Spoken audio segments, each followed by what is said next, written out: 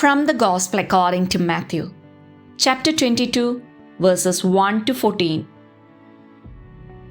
Jesus again in reply spoke to the chief priests and elders of the people in parables, saying, "The kingdom of heaven may be likened to a king who gave a wedding feast for his son. He dispatched his servants to summon the invited guests to the feast, but they refused to come. A second time he sent other servants, saying, 'Tell those invited, behold, I have prepared my banquet. My calves and fattened cattle are killed, and everything is ready. Come to the feast.' Some ignored the invitation and went away, one to his farm, another to his business. The rest laid hold of his servants, mistreated them, and killed them.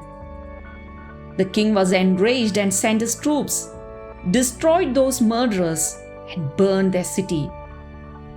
Then he said to his servants, 'The feast is ready, but those who were invited were not worthy to come.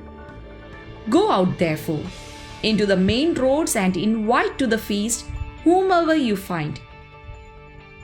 The servants went out into the streets and gathered all they found, bad and good alike, and the hall was filled with guests. But when the king came in to meet the guests, he saw a man there not dressed in wedding garment. The king said to him, 'My friend, how is it that you came in here without a wedding garment?' But he was reduced to silence.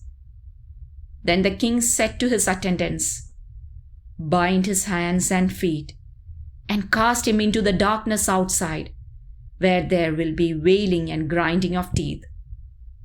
Many are invited, but few are chosen.'" Jesus went to lunch with the publicans, who were public sinners. They were the bad ones. God is not afraid of our spirits wounded by many cruelties, because He loves us. He invites us.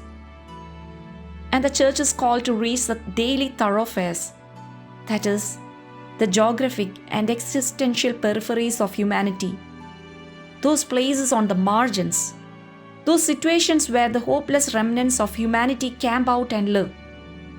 It is a matter of not settling for comforts and the customary ways of evangelization and witnessing to charity, but rather of opening the doors of our hearts and our communities to everyone, because the gospel is not reserved to a select few.